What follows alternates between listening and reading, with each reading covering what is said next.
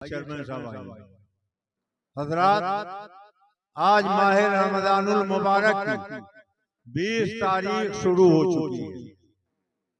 20 तारीख शुरू हो चुकी है और यही 20 रमजान की वो तारीख है कि जिस तारीख में अल्लाह रब्बुल इज्जत जल्ला मजदहुल करीम ने हमारे आपके आका और मौला को फतह मक्का नसीब फरमाया। मैंने आयत करीमा पढ़ी, हमारा आपका रब फरमाता है इज़ा जा नसरुल्लाहि वल फतह, जब आई अल्लाह की मदद और फतेह, नसरुम मिनल्लाहि, आपने अल्लाह की मदद देखी और फिर लोग फौज दर फौज दारे इस्लाम में दाखिल हो गए। रमजानुल मुबारक का महीना था, 10 तारीख थी। सुलह हुदैबिया को मक्के के काफिरों ने मुस्तरद कर दिया था, खिलाफ वर्जी की थी। अल्लाह के प्यारे पैगंबर ने अहले मदीना से फरमाया कि सुलह हुदैबिया को मक्के वालों ने दरकिनार कर दिया है, इसलिए चलो अब उनके ऊपर फतह करने के लिए तुम्हें जिहाद के लिए निकलना है। तो तारीख बताती है अल्लाह के प्यारे रसूल सैयद आलम नूर मुजस्सम हादी अकरम सल्लल्लाहु अलैहि वसल्लम के साथ एक दो नहीं 10,000 सहाबा रमजानुल मुबारक की 10 तारीख को मक्का मुकर्रमा से निकले और जब निकलते निकलते 19 रमजान को मक्का शरीफ के करीब पहुँचे तो अल्लाह के प्यारे पैगंबर ने अपने सहाबा से फरमाया कि तुम्हारी तादाद 10,000 है, बहुत से खेमे तुमने रात गुजारने के लिए लगाए हैं, लेकिन हर शख्स अपने अपने खेमों के सामने इलाहिदा इलाहिदा रोशनियां करे ताकि मक्के के लोग अगर जासूसी करने आए और वो तमाम खेमों में जलती हुई रोशनियां देखें तो वो ये समझे कि फौज बहुत ज्यादा है, मबहूत हो जाएंगे। और इस तरीके से अल्लाह तबारक ताला उनके दिलों पे हमारी हैबत बैठा देगा। चुनांचे तारीख में है कि अल्लाह के नबी का फरमान सुनकर सहाबा ने 2-2 4 के तादाद में अलग अलग खेमे लगाए। हर खेमे के सामने उन्होंने मिसालें जलाई और जब मक्के के जासूस अल्लाह के रसूल के साथियों का जायजा लेने के लिए पहुँचे तो जिधर नजर उठाते हैं हर तरफ उजाला ही उजाला नजर आता है, जिधर देखते हैं हर तरफ रोशनी ही रोशनी नजर आती है, हर तरफ खेमे ही खेमे नजर आते हैं। उन्होंने मक्के वालों से जाकर कहा ऐसा लगता है मोहम्मद अरबी के साथ 1-2 नहीं 1000-2000 नहीं लाखों की तादाद में उनके दीवाने उनके साथ मक्का फतेह करने के लिए आ गए हैं। इस अमल से मक्के के लोगों पर हैबत तारी हो गई और फिर अल्लाह के प्यारे रसूल अपने सहाबा के साथ जब मक्का मुकर्रमा की तरफ चले तो तारीख में आया हुआ है कि मदीने के ताजदार ने देखा रास्ते में एक कुतिया है, उसके कुछ बच्चे पैदा हुए हैं, वो रास्ते में पड़े हुए हैं। अल्लाह के पैगंबर ने अपने सहाबा से कहा 2 सहाबी यहाँ खड़े हो जाएं और इस कुतिया के बच्चों की हिफाजत करें, कहीं ऐसा ना हो कि फौजी लोग बेख्याली में इसको रौंद डाले। आज दुनिया कहती है इस्लाम तलवार के जोर से फैला है, मगर मेरे आका का रहम आप देखिए, मेरे आका की करम देखिए कि इंसान तो इंसान है। एक कुतिया ने चंद बच्चों को रास्ते में जन्म दे दिया था तो अल्लाह के पैगंबर ने उन कुतिया के बच्चों की हिफाजत के लिए अपने सहाबा को मुतय्यन कर दिया। क्या आपने बुखारी शरीफ में वो रवायत नहीं सुनी है कि अल्लाह के प्यारे रसूल ने फरमाया एक औरत बहुत नेक थी, बहुत परहेजगार थी, उसने एक बिल्ली पाल रखी थी, कई दिन तक उसने बंद रखा, न दाना दिया न पानी दिया, वो उसी में भूखी प्यासी मर गई। अल्लाह रब्बुल इज्जत ने उसके सारे अच्छे अमाल बर्बाद कर दिए और उसे जहन्नम में दाखिल कर दिया।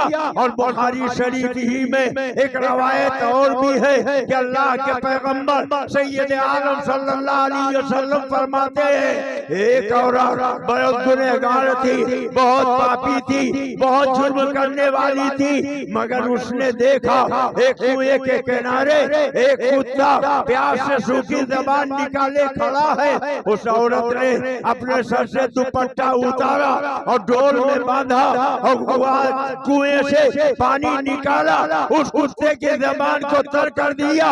अल्लाह रब्बुल इज्जत ने उसके गुनाहों को इस अमल की वजह से माफ कर दिया और उस औरत को जन्नती बना दिया। अल्लाह के प्यारे पैगंबर सैयद आलम जब खाने काबा की तरफ चले, मक्का शरीफ में दाखिल होना चाहा तो सहाबा से कहा कि सब बना के लाइन के हिसाब से सारे लोग चले। सब लोग आगे बढ़कर चले, पीछे पीछे आकाए करीम थे, अल्लाह के प्यारे रसूल एक ऊंट पे जलवा पार थे। सैयद आलम सल्लल्लाहु अलैहि वसल्लम के दाएं बाएं आगे पीछे 1000 कलियर सहाबा अपने असलहों से आरास्ता अपने जिस्मों पर उन्होंने लड़ाई के असलहे और दलाई के खुद लपेट रखे थे। वो सरकार की निगरानी के लिए चल रहे थे और तारीख में आया है, अहादीस गवाही दे रहे हैं जब अल्लाह के पैगंबर मक्का शरीफ में दाखिल हुए तो चारों तरफ सरकार के इर्द गिर्द सरकार के सहाबा चल रहे थे और मक्के के वो लोग जो अल्लाह के पैगंबर के रास्ते में कांटे बिछाया करते थे, सैयद आलम के ऊपर कूड़े फेंका करते थे। अल्लाह के नबी सजदे की हालत में होते तो ऊंट की ओझड़ियां सरे मुकद्दर पे लाके रख देते थे। खातून झंडा सैयदा फातिमा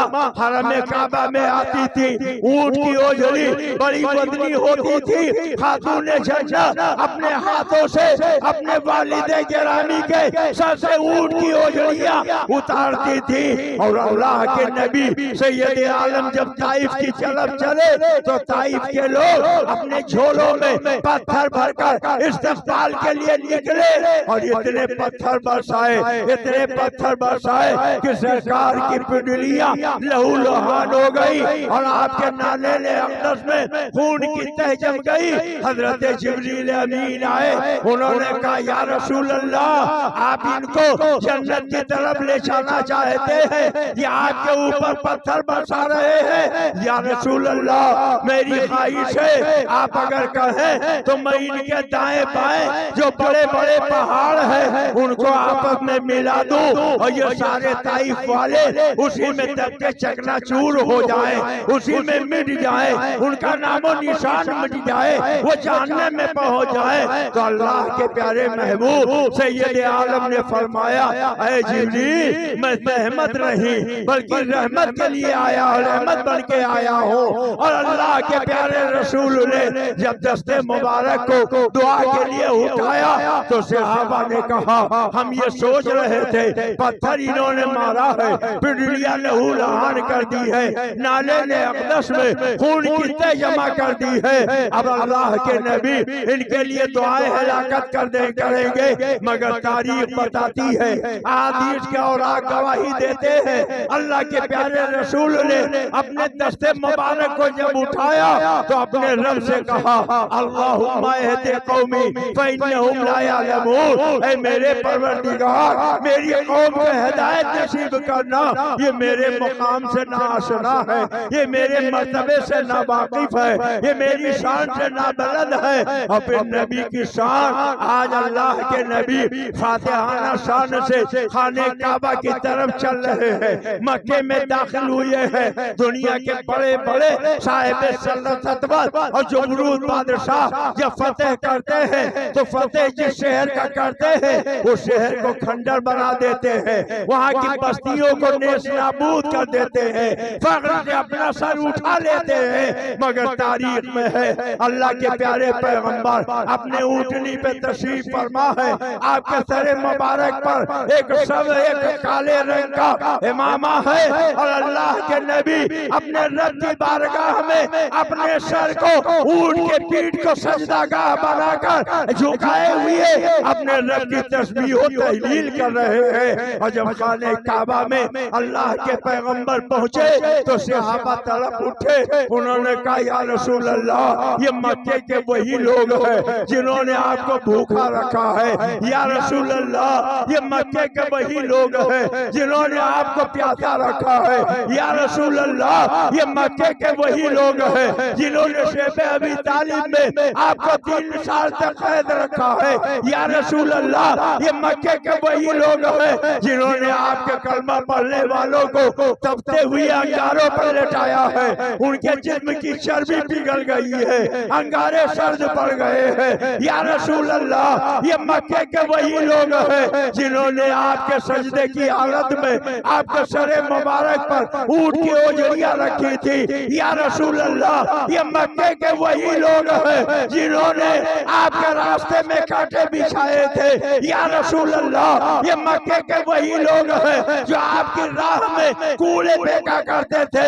ये वही लोग हैं जो आपके जिस्म नादनीन पर आपके रहमत और जिस्म पर पत्थर बरसाया करते थे। आज यौमे मलहमा है, आज ये बदला लेने का दिन है। आप हमें इजाजत दीजिए, हम पत्थर बरसाने वालों को तहे तेग कर दे, कांटे बिछाने वालों का खून बहा दे और आपको जख्मी करने वालों को नेस्त नाबूद कर दे। आज चुन चुन के इन सारे दुश्मनों से हम आपका बदला लेना चाहते हैं। अल्लाह के प्यारे नबी ने फरमाया, ऐ मेरे सहाबा, ये आज बदले का दिन नहीं है बल्कि रहमत का दिन है। और फिर अल्लाह के नबी ने सहाबा से फरमाया, जाओ पूरे मक्के में ऐलान कर दो, जो अपने दरवाजे बंद कर ले उसके लिए अमान है, जो खाने काबा में चला जाए उसके लिए अमान है, और जो आज अपने हथियार को नीचे रख दे उसके लिए अमान है। लोगों ने कहा, सरकार अबू सुफियान के लिए आप क्या कह रहे हैं? वो तो सारी जिंदगी आपके दुश्मनी पर आमादा रहे।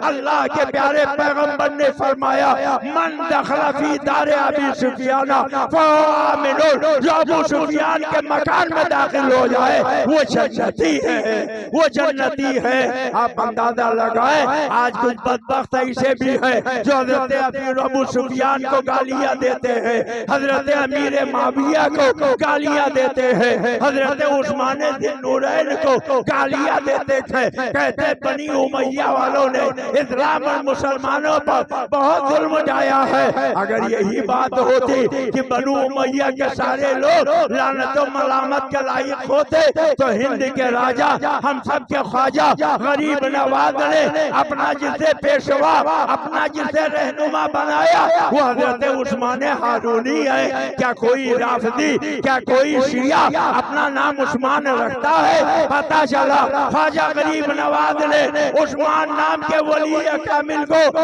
अपना रहनुमा, अपना मुर्शिद, अपना मुर्तदा बना के इन राफदियों के और सहाबा की बारगाह में तबर्रा पकने वाले तबर्राइयों के मुंह में खाक झोंक दी है और फरमाया है, तुम अहले बैत की मोहब्बत का झूठा चूरन बेचकर मेरे सहाबा से लोगों को बददन कर रहे हो। ये मेरे सहाबा है जिन्होंने दीन के लिए अपना सब कुछ कुर्बान कर दिया है। अबू सुफियान ने सारी जिंदगी मेरे आका की मुखालफत की, मगर आका की शान करीमी देखो, आका की शान रहमतुल लिल आलमीन देखो कि जिसने जिंदगी भर आका की मुखालफत की थी, अल्लाह ने उसके घर को जन्नत का गहवारा बना दिया। फरमाया, मन दखला फी दारे अबी सुफियान फहुवा आमिनुन, जो अबू सुफियान के मकान में चला जाए वो जन्नती है, वो जन्नती है। कोई दुनिया में ऐसा बादशाह जो अपने बड़े से बड़े दुश्मन के लिए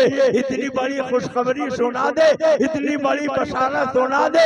अल्लाह के प्यारे नबी ने जब अबू सुफियान को सहाबी बना लिया, जब उनके घर को जन्नत का एक टुकड़ा करार दे दिया, उनके घर में जाने वालों को जन्नत का जब परवाना अता कर दिया तो जो लोग हजरत अबू सुफियान को गालियां देते हैं उनके मुंह में पत्थर छोक दो, उनके मुंह में खाक फेंक दो, इसलिए कि हमने रसूलुल्लाह का कलमा पढ़ा है और अल्लाह के पैगंबर ने जब खताएं माफ कर दी है तो तुम बुरा भला कहने वाले कौन होते हो। जब अल्लाह के प्यारे रसूल फातिहाना शान से खाने काबा में पहुंचे तो फरमाए मक्के वालों आज तुम्हारे लिए रहमत का दिन है, मैं किसी से बदला नहीं लूंगा, अपने हथियार जमीन पे रख दो, अपने अपने घरों के दरवाजे बंद कर लो, अगर जन्नत चाहते हो खाने काबा में आ जाओ, अगर जन्नत चाहते हो अपने सरदार अबू सुफियान के मकान में चले जाओ। और फिर अल्लाह के प्यारे पैगंबर जब काबा शरीफ में पहुंचे तो देखा एक तो नहीं 313 माबूदा ने बातिल ने वहाँ बसेरा कर रखा है। अल्लाह के नबी ने एक एक करके काबे के सारे झूठे खुदाओं को तोड़ दिया, मगर तोड़ने की साथ कितनी निराली थी। अल्लाह के प्यारे रसूल ने जब काबे के माबूदा ने बातिल को तोड़ा तो हाथ से नहीं तोड़ा, आशा के इशारे से तोड़ा। हजरत शाह अब्दुल मुहद्दिस देलवी फरमाते हैं, हे मुसलमान, क्या कभी तूने इस नुक्ते पर गौर किया कि अल्लाह के पैगंबर ने झूठे खुदाओं को काबे में जाकर तोड़ा था तो अल्लाह के नबी सैयद आलम ने क्यों हाथ से नहीं तोड़ा, आशा से क्यों तोड़ा।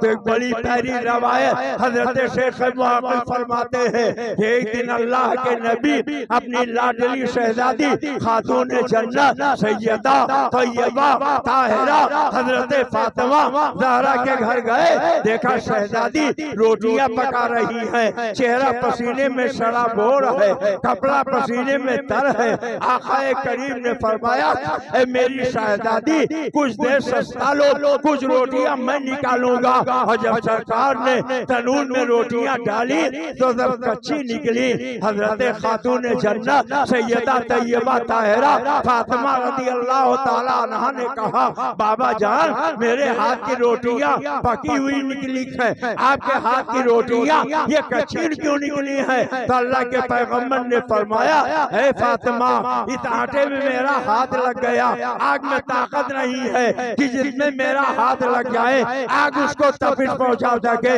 इसलिए ये रोटियां कच्ची निकली हैं। अब हमें कहने दो, अगर नबी का दस्ते मुबारक आटे में लग जाए तो उसमें दुनिया की आग असर नहीं करती, फिर जिस मुसलमान का सीना इसके मुस्तफा का मदीना हो जाएगा क्या जहन्नम की आग उसे जलाएगी।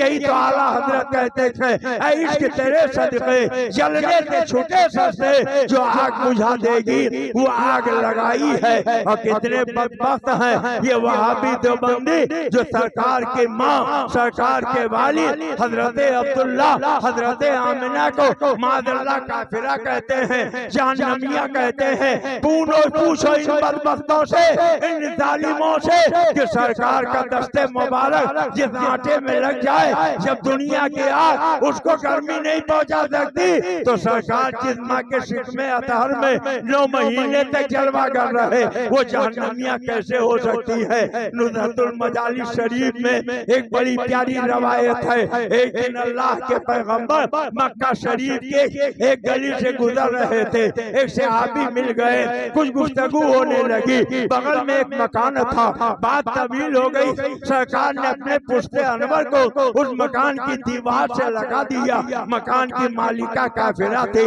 जल्दी जल्दी वो नीचे उतरी, अपने मकान का दरवाजा बंद कर लिया, जंगले बंद कर लिए, रोशनदान बंद कर लिए। लोगों ने देखा इसने अपने घर के रोशनदान तक बंद कर लिए थे।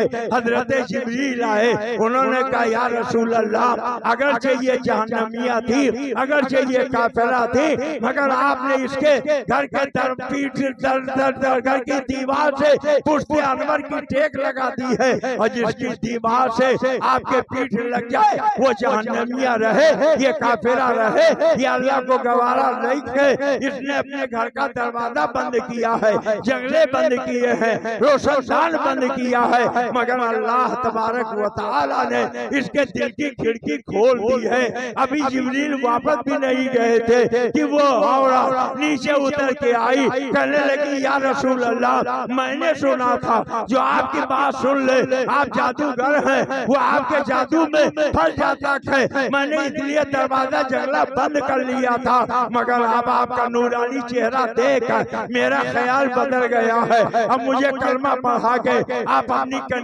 कनीजों में शामिल कर लीजिए। फरमाया पढ़ ले ला इलाहा इल्लल्लाहु मुहम्मदुर रसूलुल्लाह। शेर अकलदौली वालों, जब एक काफिरा के दीवार से नबी पुश्ते अनवर लगा दे, वो जहन्नमिया रहे, बेईमान रहे, अल्लाह को गवारा नहीं है, तो अल्लाह के नबी जिस माँ के शिकमे अतार में 9 महीने तक जलवा कर रहे हैं, वो कैसे जहन्नमिया हो सकती हैं, वो कैसे काफिरा हो सकती हैं। एक एक करके जितने खुद झूठे खुदा थे सबको तोड़ डाला, मगर एक उनमें बहुत बड़ा था, वहाँ तक आशा भी नहीं पहुँच रहा था। मौलाए कायनात हैदर कर्रार अली मुर्तजा। कौन अली मुर्तजा? साहिब मर्दा शेर यज़्दा कुव्वते परवरदिगार, ला फता इल्ला अली, ला सैफ इल्ला जुल्फ़िकार, शेर शमशीर दर, साहिब खैबर शिकर, फरतवे दस्ते कुदरत पे लाखों सलाम। मौलाए कायनात हैदर कर्रार अली मुर्तजा कहते हैं, या रसूल अल्लाह, आप मेरे कंधे पर सवार हो जाएं और झूठे माबूद को आप चकनाचूर कर दें, इसको तोड़ डाले। अल्लाह के पैगंबर ने फरमाया, अली तुम्हारे कंधों में बारे नबूवत उठाने की ताकत रखनी है। अब यहीं से आप फलसफा समझ लो। मौला अली ने कहा मेरे कंधे पर आ जाएं, आप इस बड़े बुत को तोड़ दें। अल्लाह के पैगंबर ने फरमाया, तुम्हारे बंदों में, तुम्हारे कंधों में बारे नबूवत उठाने की ताकत नहीं है, तुम नहीं उठा सकते। मगर याद करो, जब हिजरत की रात अल्लाह के प्यारे रसूल अपने घर से निकले और घर से निकलने के बाद गारे सौर की तरफ चले, तो हजरत सैयदना अफजलुल खल्क़ बादल अंबिया यारे गारे नबी सैयदना सिद्दीक़ अकबर रज़ी अल्लाह तआला अन्हु ने कहा, या रसूल अल्लाह, दुश्मन आपकी तलाश में नंगी तलवारें लिए पीछे पीछे ताक़ुब कर रहे हैं। अगर कहीं 2 आदमियों के पैरों के निशान उन्हें मालूम हो गए तो वो हमें पकड़ लेंगे, इसलिए या रसूल अल्लाह, आप मेरे कंधे पर सवार हो जाए। तारीख बताती है कि अल्लाह के प्यारे रसूल ने हजरत अली से कहा था, अली तुम्हारे कंधों में बारे नबूवत उठाने की ताकत नहीं। मगर अबू बकर से कहते हैं, ठीक है अबू बकर, मैं तुम्हारे कंधे पे सवार हो जाता हूँ। अल्लाह के प्यारे पैगंबर हजरत सिद्दीक़ अकबर के कंधे पर सवार हो गए और जब गारे सौर की तरफ हजरत सिद्दीक़ अकबर चले तो सिद्दीक़ अकबर ने कहीं पूरा पैर जमीन पे नहीं रखा, पंजे के बल चल रहे थे, इसलिए कि पूरा पैर रखते तो पूरे पैर का निशान बन जाता, मक्के के सरकार के दुश्मन जान लेते। जरा सोचिए और गौर कीजिए, आज इतना जमाना बीत जाने के बाद हम जब जाते हैं गारे सौर की तरफ तो अगरचे रास्ते बन गए हैं, सीढ़ियां बन गई हैं, मगर हमारे पसीने छूट जाते हैं। बड़े बड़े पहलवान और बड़े बड़े बहादुर लोग भी वहाँ महरूम हो जाते हैं, मगर कुर्बान जाओ अफजल खल्क़ बादल अंबिया पर, यारे गारे नबी पर, सैयदना सिद्दीक़ अकबर पर, जिन्हें सरकार ने पहला नंबर दिया था। पहला नंबर हजरत सिद्दीक़ अकबर का है, दूसरा नंबर हजरत फारूक आजम का है, तीसरा नंबर हजरत उस्मान का है और चौथा नंबर मौलाए कायनात हैदर कर्रार अली मुर्तजा का है। पंजों के बल इतना तवील सफर, इतना बुलंदी, तकरीबन 6000 फीट से ज्यादा की ऊंचाई हजरत सिद्दीक़ अकबर ने अपने कंधे पर नबी को बैठा के पंजे के बल चल के पहुंचा दिया है। इसीलिए तो हम कहते हैं हजरत अबू बकर सिद्दीक़ अंबिया और मुरसलीन के बाद पूरी खुदाई में सबसे अफजल है। इसलिए मुसलमानों समझो, दुश्मन जहाँ से कहीं बदतर है दुश्मन दीन का। आज जो दीन के दुश्मन हजरत सिद्दीक़ अकबर के दरबार में तबर्रा बकते हैं, हजरत फारूक आजम के शान में तबर्रा बकते हैं। आप अगर सही मानों में इस्लाम के मानने वाले हैं तो इन दीन के दुश्मनों से तिनका तोड़ के अलग हो जाइए, इनसे कोई ताल्लुक न रखिए, इनसे कोई रिश्ता न रखिए। इसलिए कि सिद्दीक़ अकबर वो है कि अल्लाह के नबी ने फरमाया था, मैंने हर किसी के एहसान का बदला चुका दिया, मगर अबू बकर के एहसान का बदला मैंने मैंने आज तक नहीं चुकाया है। अगर कोई हलाक हो जाए तो उसको आप शहीद कहने लगते हो, आप उसका स्टेटस अपने यहाँ लगाने लगते हो। अभी को अभी तक दफन नहीं किया, करबला में ले जाकर दफन करना चाहते हैं। क्यों? इसलिए कि कहते हैं इमाम हुसैन के इर्द गिर्द 40 मील की दूरी पर जिसको दफन कर दिया जाए उस पे जहन्नम की आग हराम हो जाएगी, वो जन्नती हो जाएगा। तो जब सरकार इमाम हुसैन के इर्द गिर्द के 40 मील के फासले पर कोई दफन हो जाए, वो जन्नती हो जाए, तो जो सरकार के पहलू में हज़रत इमाम हुसैन के नाना के बिल्कुल पहलू में लेटे हुए शेखैन हो, उनके बारे में तुम्हारे मुंह से ये बवासीर टपकती है। तुम कहते हो इमाम मेहदी आएंगे, उन्हें जिंदा करेंगे, और मादअल्लाह 7,000 बार मादअल्लाह नकले कुफ्र नबाशा कहते हैं उन्हें जिंदा करके सूली देंगे। जमीन फट क्यों नहीं जाती है? आसमान सक क्यों नहीं, टूट क्यों नहीं पड़ता है? तुम उसमें तबाह बर्बाद क्यों नहीं हो जाते हो? सुन लो, हम न अपने नबी की तौहीन बर्दाश्त करेंगे, न शेखैन की तौहीन बर्दाश्त करेंगे, न मौला अली की तौहीन बर्दाश्त करेंगे, न हज़रत करीमैन की तौहीन बर्दाश्त करेंगे। अल्लाह के प्यारे नबी ने हजरत अली से कहा, आओ तुम मेरे कंधे पर सवार हो जाओ। मौलाए कायनात हैदर कर्रार अली मुर्तजा सरकार के कंधे पर पहुंच गए। अब सरकार दो आलम ने फरमाया कि अली इस बड़े झूठे माबूद को तोड़ दो। उन्होंने तोड़ दिया, और जब तोड़ा तो एक बैग ऊपर से नीचे गिर पड़े, और जब नीचे गिरे तो मुस्कुराए। किसी ने पूछा अली मुस्कुराए क्यों? कहा मैं बुलंदी से गिरा था, मुझे अंदेशा था हाथ पैर टूट जाएंगे, जख्मी हो जाऊंगा, खून में शराबोर हो जाऊंगा, मगर मुझे तो जरा सी ठेस तक नहीं आई। अल्लाह के नबी ने फरमाया, अली तुम्हें चोट कैसे लग सकती है जब कंधे पे उठाने वाला मोहम्मदुर रसूलुल्लाह हो और तुम्हें कंधे से उतारने वाला जिब्रील अमीन हो।